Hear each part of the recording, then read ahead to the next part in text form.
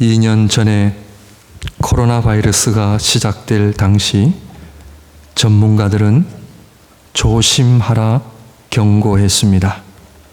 그런데 대부분 사람들은 무시했습니다. 어떤 전문가의 경고에 우리가 무시할 때 그 대가를 우리는 지금 치르고 있습니다. 만만하게 본 것이죠. 얼마 전에 미국 플로리다 주에 12층 아파트가 붕괴되는 사건이 있었습니다. 전문가들은 경고했습니다. 조심하라, 위험하다 했습니다. 그러나 무시했습니다. 그래서 적지 않는 인명피해가 일어났고 사랑하는 가족들을 잃은 분들이 적지 않는 희생자들이 났습니다. 지난주에는 우리가 잘 아는 것처럼 9/11 20주기를 맞이했습니다.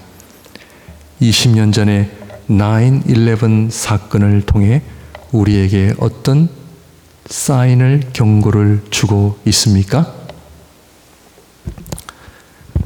우리 신앙인들은 세계적으로 일어나는 사건에 대해서 그거를 단순한 사건으로 보기보다는 사실은 거기에는 메시지가 들어 있습니다. 그래서 우리는 그 메시지를 우리가 딱 100% 맞추지는 못한다 할지라도 그것을 우리가 좀 돌아보아야 될 필요는 있다 생각합니다. 저는 개인적으로 9/11의 사건의 상징은 모든 세상 사람들이 꿈꾸는 아메리칸 드림이 깨어지는 순간입니다. 그때부터 미국은 더 이상 아메리칸 드림이 아니죠. 미국에 사시는 우리 한인 교포들은 병원을 가고 싶어도 가지를 못한다 합니다. 병원비가 너무 비싸서. 병을 안고 산대요. 제가 아는 분들도 병원 가는 게 두렵다는 거예요. 여러분, 미국이 안전합니까? 그러면 캐나다는 안전합니까? 몇 주 전에 저희 집 앞에서 길포도에서 토요일 저녁 12시에 총소리가 5발이 들렸습니다. 저희 집 앞에 한 100m 앞입니다. 그 다음날 신문에 사건이 터졌다고 제가 보았습니다. 5발을 쏘았습니다. 차의 운전자를 향하여 5발을 쏘고 달아났어요. 안전한 곳 없습니다. 우리는 준비하며 살아야 됩니다. 오늘 내 목숨, 내일 나의 것이 아닙니다. 제가 이 말씀 드리는 이유 잘 아시죠? 이러한 하나님께서 직접적으로 간접적으로 보내는 수많은 사인들을 통해 우리 신앙인들이 어떻게 살아야 하며 어떻게 우리가 마음가짐을 가져야 하는지를 알아야 합니다.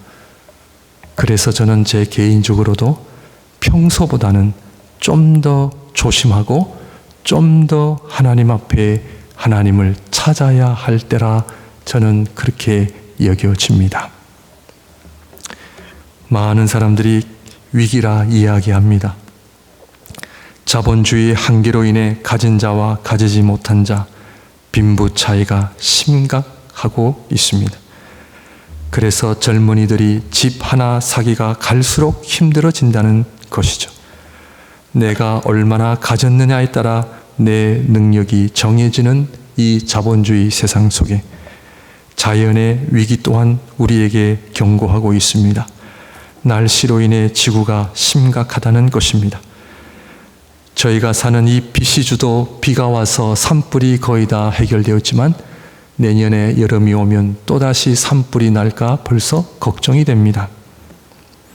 기름, 가스 사용을 최대한 줄이고 쓰레기도 줄여야 한다는 목소리가 나오고 있습니다. 왜냐하면 자연은 우리의 인간의 건강과 직접적 관계가 있기 때문에 우리의 건강과 삶이 위험해지기 때문입니다. 여러분, 코로나가 없어질지 아니면 계속 같이 살아야 할지 다들 고민 중에 있습니다. 아마 저는 개인적으로 같이 가야 되지 않겠나 하는 생각입니다. 이로 인해 적지 않는 분들이 정신적 질환들이 나타나고 있다는 정신 전문가들의 발표도 들을 수 있습니다. 특별히 불면증이 심각해졌다는 이야기입니다. 잠을 자지 못하고 불안한 가운데 이 우울증 환자들이 많이 늘어나는데요. 참 이것을 우리가 가볍게 보아서는 안 될 현상이라고 저는 생각합니다. 우울증은 가난한 나라보다는 선진국에 사는 분들이 더 많이 일어납니다. 왜 그럴까요? 참 희한해요. 파나마에 가보면 정말 아무것도 없고 신발도 없고 전기도 없어요. 그런데 그렇게 행복하게 살아요. 정신적 위기를 말하고 있습니다. 외로움의 문제. 얼마 전에 가깝게 지내는 목사님 한 분이 계시는데 은퇴하신 목사님이시고 연세가 80이신데 제가 개인적으로 목사님 그 연세에 제일 힘드신 게 뭡니까? 질문을 드렸더니 자식이 용돈도 주고 해서 돈도 어려먹고 하나님 건강 주셔서 건강도 있어서 괜찮은데 어려운 게 한 가지가 있습니다. 뭡니까? 하니까 외로움이 그렇게 힘들다는 거예요. 이분이 농담 반 진담 반으로 80이신데 모세는 120살까지 사셨는데 본인도 당신도 120살까지 살면 앞으로 40년을 더 살아야 되는데 이 외로움을 어떻게 극복해야 될지 모르겠다. 그렇게 웃으시며 말씀하시던 것이 생각이 납니다.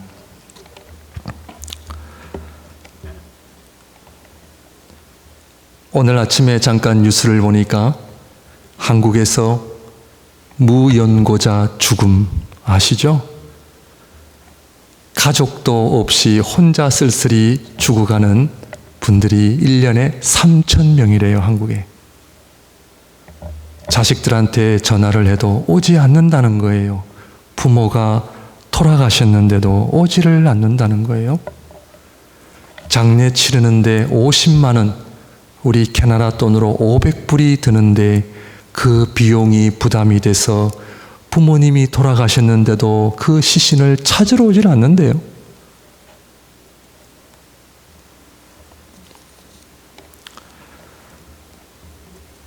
그러나 저는 이런 현실 속에 제일 큰 위기가 무엇일까 생각을 해보니까요.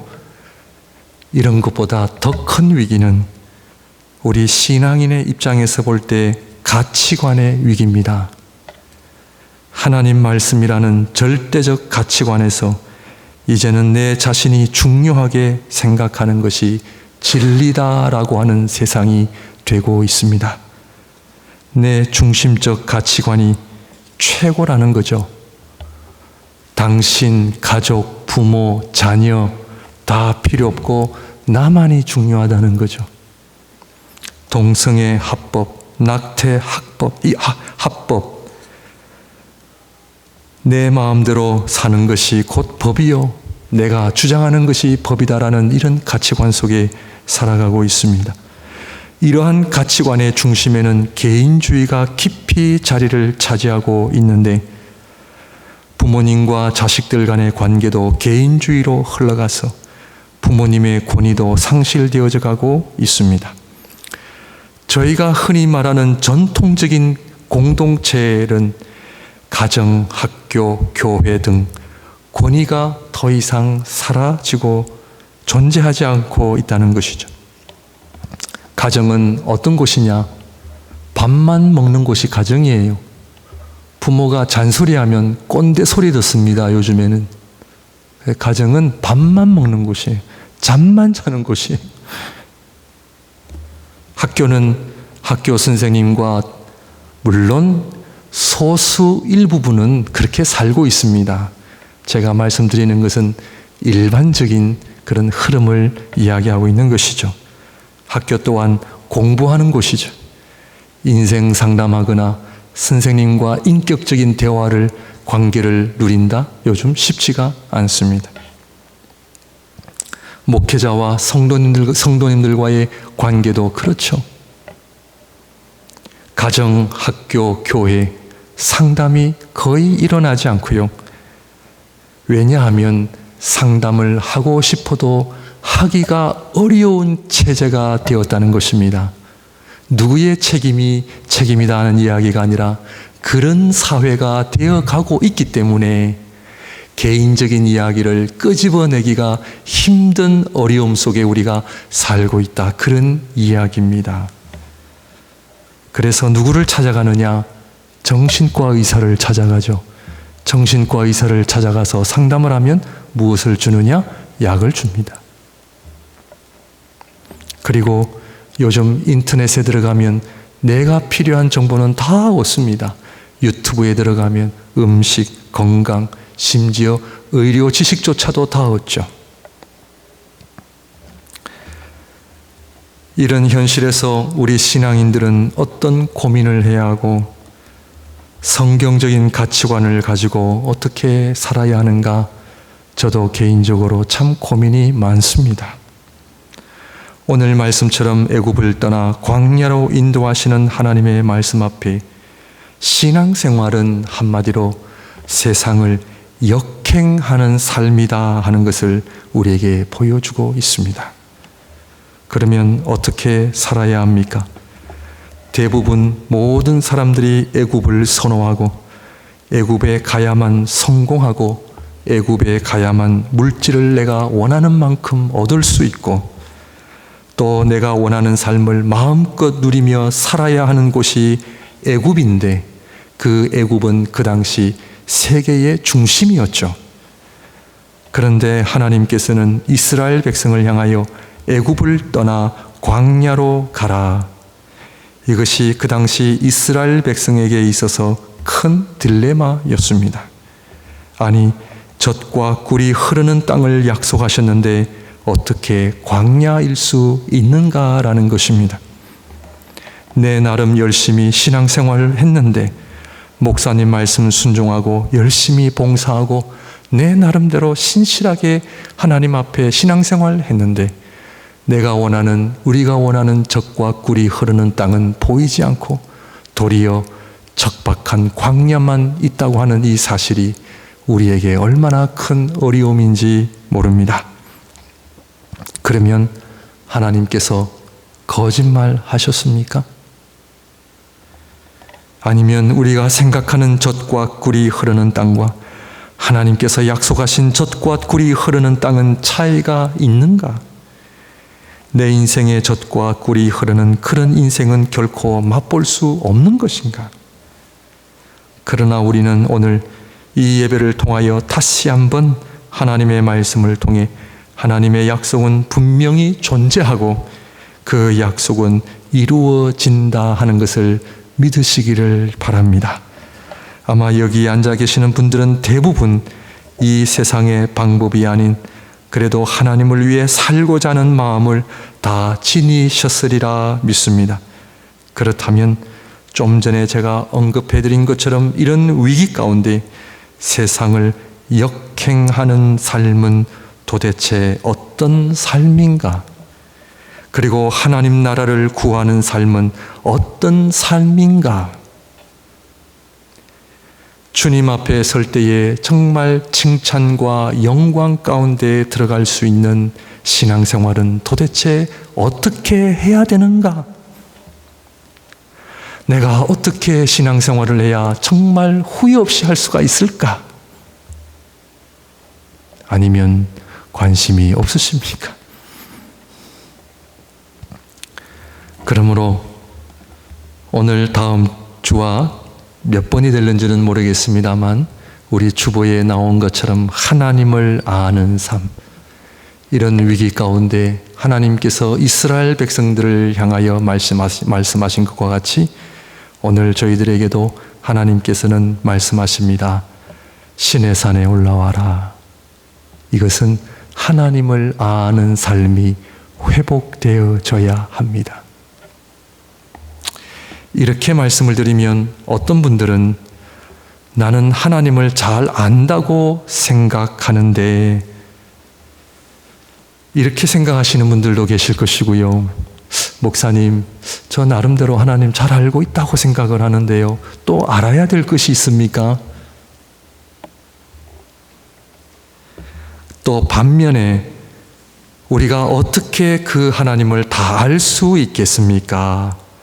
다 우리끼리 종이 한 장 차이고 어차피 불가능한 일을 엄두도 나지 않는 그 일을 우리가 해봤자 얼마나 할 수 있겠습니까? 저도 유학까지 와서요, 책 읽고 공부하는데 좀 질린 부분이 있어서 어떤 책을 읽고 하나님에 대한 연구를 하자 하면은 어렵습니다. 왜냐하면 제 기본적으로 하나님을 좀 안다 생각하거든요. 그래도 제가 좀 나름 신학을 배웠다 생각하거든요. 그런데 지난 1년, 2년 동안 하나님께서 저의 교만을 무너뜨리시고 하나님 앞에 내가 하나님을 안다라는 이 교만함을 오늘 아침에도 회개하고, 하나님, 나의 이 무지를 하나님 용서하여 주옵소서. 우리가 나아가야 할 길은 뭐라고요? 하나님을 아는 데 있어요. 하나님을 알아야 합니다. 그러므로 저와 함께 하나님을 아는 일에 하나 되어 신의 산에 오르지 않으시겠습니까? 아니면 이미 신의 산에 올라와 있다 생각하십니까? 호세아 4장 1절에서 1절을 봅니다. 이스라엘 자손들아, 여호와의 말씀을 들으라. 여호와께서 이 땅 주민과 논쟁하시나니 이 땅에는 진실도 없고 인애도 없고 하나님을 아는 지식도 없고 오직 저주와 속임과 살인과 도둑질과 간음뿐이요 포악하여 피가 피를 뒤이음이라. 그러므로 이 땅이 슬퍼하며 거기 사는 자와 들짐승과 공중에 나는 새가 다 쇠잔할 것이요 바다에 고기도 없어지리라. 그러나 어떤 사람이든지 다투지도 말며 책망하지도 말라. 내 백성들이 제사장과 다투는 자처럼 되었음이니라. 너는 낮에 넘어지겠고 너와 함께 있는 선지자는 밤에 넘어지리라. 내가 내 어머니를 멸하리라. 내 백성이 지식이 없으므로 망하는도다. 네가 지식을 버렸으니 나도 너를 버려 내 제사장이 되지 못하게 할 것이요 내가 내 하나님의 율법을 잊었으니 나도 내 자녀들을 잊어버리리라. 호세아 6장 3절을 보시면, 그러므로 우리가 여호와를 알자, 힘써 여호와를 알자. 그의 나타나심은 새벽빛같이 어김없나니 비와 같이 땅을 적시는 늦은 비와 같이 우리에게 임하시리라 하니라. 3절만 제가 올렸는데 3절 다 같이 읽겠습니다. 시작. 그러므로 우리가 여호와를 알자, 힘써 여호와를 알자. 그의 나타나심은 새벽빛같이 어김없나니 비와 같이 땅을 적시는 늦은 비와 같이 우리에게 임하시리라 하니라. 아멘. 이 말씀에 근거하여 볼 수 있는 것은 이 땅에서 일어나는 모든 문제들, 위기들, 해결이 안 보일 만큼 심각한 그런 상황들, 그리고 내 인생에 일어나는 어려움들, 아픔들, 고난들 왜 일어나는가? 결국 하나님을 모르는 데서부터를 우리는 알아야 합니다. 이것이 우리 신앙의 출발점이 되어야 합니다. 그렇다면 반대로 우리의 진정한 회복은, 치유는 어디에서 일어나는가? 바로 하나님을 아는 데 있다는 말씀입니다. 하나님을 아는 일에 겸손해야 하며 하나님을 아는 일에 열심을 다해야 합니다. 신앙생활의 목적은, 교회 생활을 하는 목적은 내가 가지고 있는 문제를 해결하려고 나오는 곳이 아니라, 물론 포함을 하죠. 아니라고는 말씀을 못 드립니다. 그러나 우리 교회 생활, 신앙 생활의 본질은 해결사 하나님을 만나러 온 것이 아니라 하나님을 아는 데 있다는 것입니다. 출애굽기 19장 3절, 오늘 본문 말씀 중 한 구절을 보게 되면은 19장 3절입니다. 모세가 하나님 앞에 올라가니 여호와께서 산에서 그를 불러 말씀하시되 너는 이같이 야곱의 집에 말하고 이스라엘 자손들에게 말하라. 왜 모세가 하나님 앞에 올라갔습니까? 바로 이것 때문에 애굽을 나왔습니다. 애굽을 나온 이유는 하나님 앞에 올라가기 위해서 나왔다는 것이죠. 이것은 장소의 의미이기도 하지만 영적 의미를 우리에게 보여주고 있습니다. 오늘 우리 두 가지를 좀 나누기를 원하는데요. 첫 번째, 하나님 앞에 올라간다는 의미는 인간은 하나님께로부터 나왔기 때문입니다. 인간은 하나님의 창조를 받은 존재이기 때문에 인간은 하나님 없이는 인간이 될 수 없다는 의미입니다. 그러므로 하나님께서 우리 인간을 창조하신 목적은 우리 인간이 참된 인간이 되는 데 있습니다. 그러므로 하나님 앞으로 나아간다는 것은 하나님께서 우리를 창조하신 목적이 성취되는 것인데, 그것은 바로 참된 인간이 되는 것입니다. 다른 길은 없습니다. 이것을 물질로, 돈으로, 세상적인 방법으로 절대로 안 됩니다. 우리 인간의 진정한 행복은 오직 하나님께로부터 옵니다. 좀 전에 말씀을 드린 것처럼 우리에게 일어나는 모든 사건들, 어려움들, 위기들은 왜 일어났는가? 그것은 바로 우리 안에 참된 인간성을 상실했기 때문입니다. 인간성을 잃어버렸다는 것은 하나님과의 관계가 떨어졌다는 것입니다. 인간됨의 상실은 사회적인 문제만이 아니라 내 안에 일어나는 개인적 문제도 다 같은 이유 때문에 일어난다는 것을 우리는 알아야 합니다. 우리가 이것을 제대로 알 때 우리는 왜 하나님께로 돌아가야 하는지를 우리는 알게 됩니다. 그래서 우리가 하나님을 알아야 합니다. 왜? 나를 알기 위해서. 그러나 애굽에 있을 때는 그것을 모릅니다. 그 삶이 진짜인 줄 알고 살아갔던 것입니다. 그러나 애굽이 아닌 광야에 와보니까 우리는 하나님 앞에 길을 잃은 존재들임을 알게 됩니다. 광야가 은혜인 것입니다. 왜? 전에는 애굽이 진짜 복인 줄 알고 살았는데, 내가 나름 괜찮은 인간이라 생각했는데 광야에 와보니 나의 진짜 모습이 드러나고 우리 인간의 참된 인간성이 사라져 있음을 우리는 보게 된다고 하는 것입니다. 외로움, 물질 때문에 힘든 삶, 내 안의 열등의식, 자존심의 문제, 미래에 대한 불안함, 죽음에 대한 두려움, 자식들로부터 오는 상처, 사람들 관계에서 오는 어려움, 이 모든 어려움들은 왜 생기는가? 내가 하나님을 제대로 알지 못하기 때문이요. 그것은 바로 내 안에 하나님께서 창조하신 참된 인간성이 없기 때문에 그래요. 내가 하나님으로부터 창조를 받았다는 것은, 그래서 창세기 1장이 그래서 중요합니다.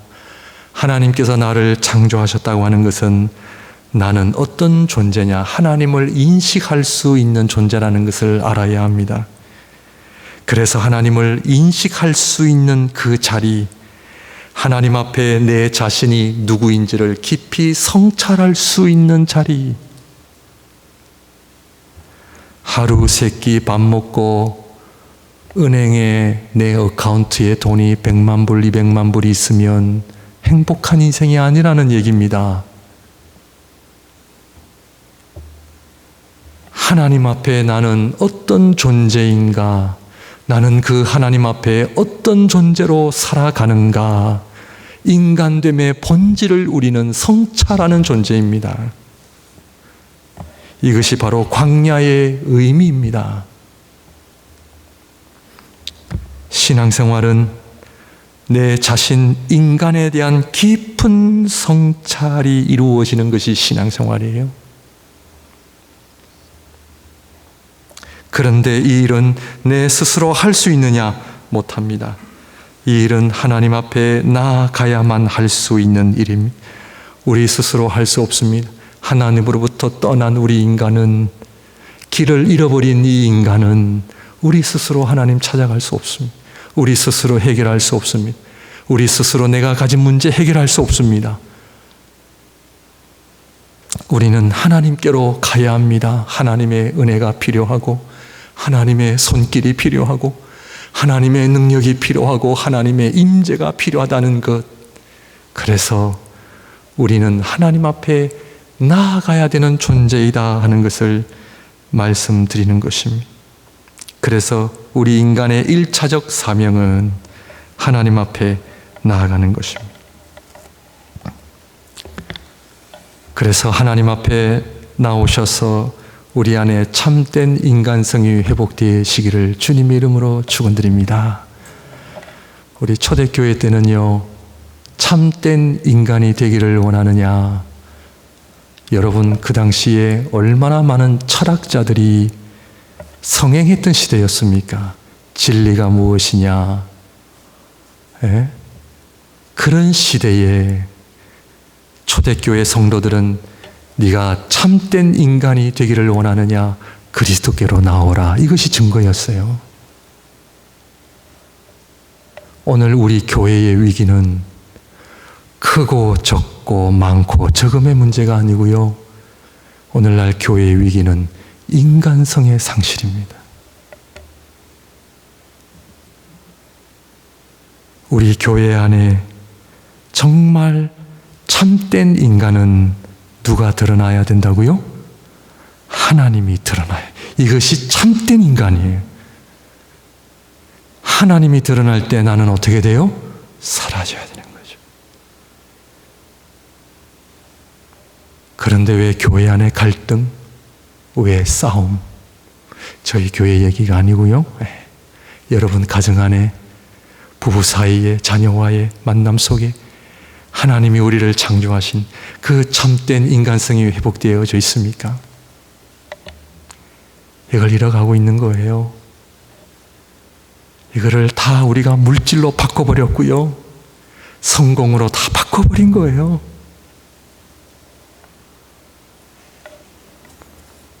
두 번째로, 애굽을 떠나 하나님 앞에 올라간다는 것은 세상을 떠나야만 하나님 앞에 올라갈 수 있는 영적 원리를 우리에게 보여주고 있습니다.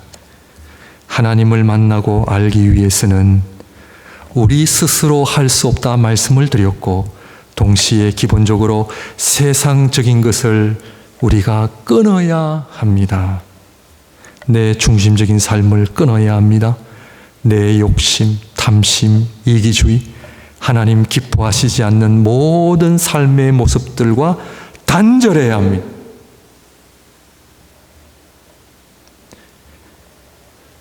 이것을 단절하지 않고 하나님 앞에 나오면 위험합니다.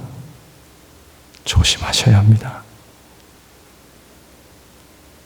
성도님들, 제가 누차 강조하죠? 목회자로서 우리 성도님들 복을 받기를 제가 원할까요? 원하지 않을까요? 엄청 원합니다. 우리 사랑하는 성도님들의 이름 한 분 한 분 불러가면서 모든 분들이 복 받기를 원합니다. 기도합니다. 그런데 기억하십시오. 하나님 앞에 나아가는 데 있어서 세상과 단절되지 않으면 복 받을 수 없습니다. 말씀드리겠습니다. 그 이유를. 하나님 앞에 나아가는 자리는 엄청 두렵고 떨리는 자리입니다. 우리 인간이 취급할 수 있는 존재가 아닙니다. 우리 하나님은.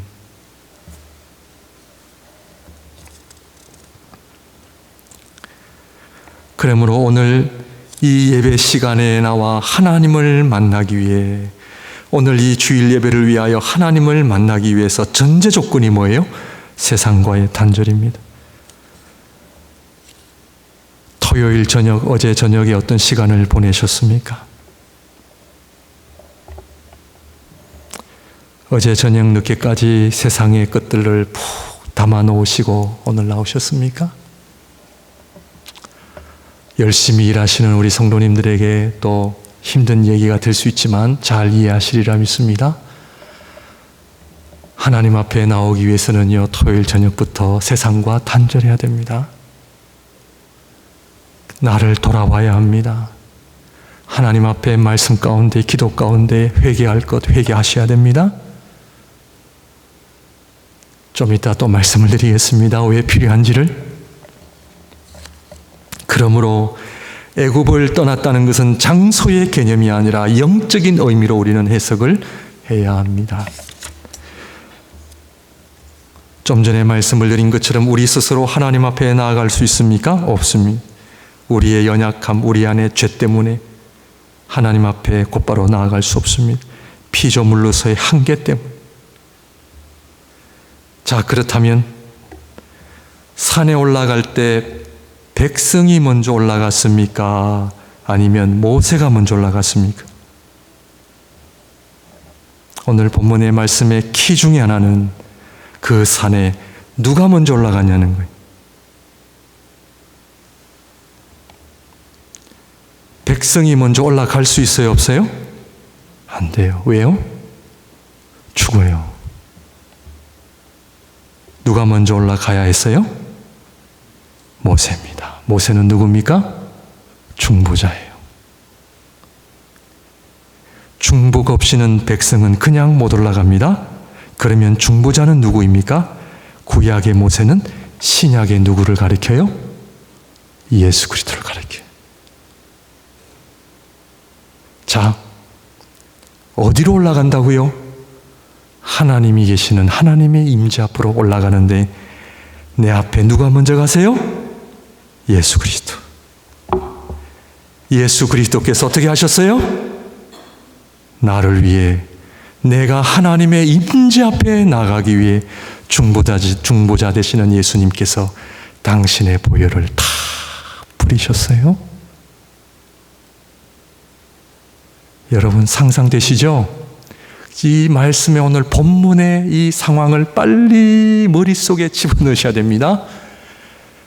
백성이 내가 올라갈 수 없는 거예요. 나를 위해 주님께서 먼저 올라가시고 나를 위해 내가 하나님 앞에 나아가는 자리를 만드시기 위하여 당신의 피를 다 뿌리신 거예요. 뿌리신 거예요. 그 피를 내게 흘러 보내주셔서 나로 하여금 하나님 앞에 나아가는 길을 열어놓으신 거예요. 왜? 주님의 보혈로 정화가 되어야 우리는 하나님 앞에 나아갈 수 있다는 거예요. 정화. 지난주와 2주 전에 주보의 정화에 대한 이야기를 말씀을 드렸습니다. 이 정화가 퓨리피케이션이 얼마나 중요한지 몰라요? 왜냐? 이 주님의 보혈은 사람의 피예요? 하나님의 피예요? 대답하시길 바랍니다. 사람의 피예요? 하나님의 피예요? 하나님의 피예요. 하나님의 피가 아니면 하나님 앞에 갈 수 없죠. 내 앞에 흘린 피가 하나님의 피였기 때문에 하나님 앞에 갈 수 있죠. 그 하나님 앞에 우리가 나아갑니다. 왜? 하나님의 보혈 때문에, 주님의 보혈 때문에. 주님의 보혈은 단순히 우리의 죄를 없애는 그런 역할 정도가 아니라 주님의 보혈은 우리가 도저히 나아갈 수 없는 하나님의 거룩하신 임재 앞에 주님의 보혈로 말미암아 나아가게 하시는 능력이요 은혜입니다. 이거를 아는 자는 주님 앞에 함부로 못 나옵니다. 이 보혈의 은혜를 아는 자는 정말 하나님 앞에 두려움과 떨림을 가지지 않고서는 나올 수 없는 자니, 보혈이 있다 하여 내 마음대로 사는 거 아닙니다. 주님의 보혈이 나의 죄를 다 용서해 주셨기 때문에 이제는 내 마음대로 산다 아니에요. 우리는 어디로 가야 합니까? 신의 산 위에 하나님의 임재 앞에 주님의 보혈이 있다 해서 하나님의 거룩하심이 달라지는 게 아니에요. 그 하나님의 거룩하심이 수준이 낮아지는 거 아니라는 말이에요. 그 하나님은 어제나 오늘도 내일도, 그 하나님의 거룩하심은 출애굽기 19장의 거룩하심은, 오늘 하나님의 거룩하심은 통일한 거룩하심이에요. 그 거룩하심 앞에 우리가 나아갈 때에 주님의 보혈이 아니고서는 못 간다는 이야기요. 그 주님의 보혈로 하나님의 전적인 은혜로 나아간 저와 여러분들이 내가 하나님 앞에 세상에서 때 묻은 모든 것들이 정리가 되지 않고 나아간다는 것은 하나님 앞에 나아갈 수 없습니다.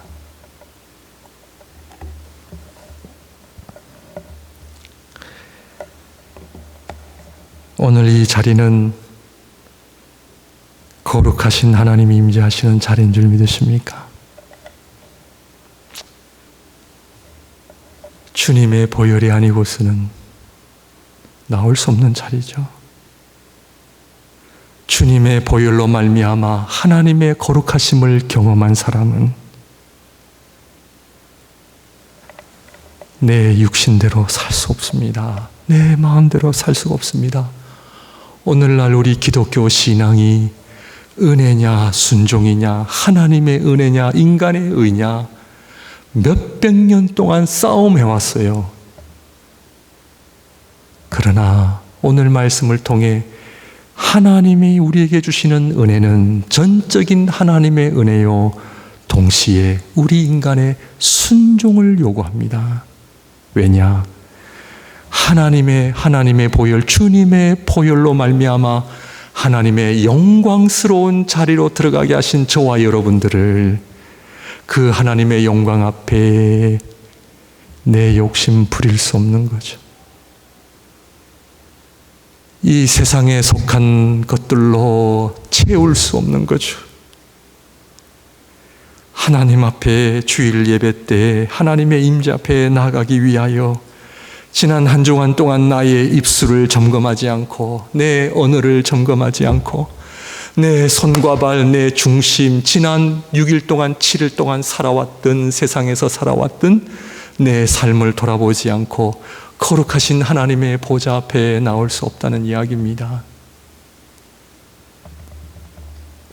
그래서 백성들은 산 밑에서 벌벌벌 떨고 있었습니다. 벌벌벌 떨고 있었습니다. 사랑하는 성도 여러분, 산 밑에서 벌벌 떨고 계십니까?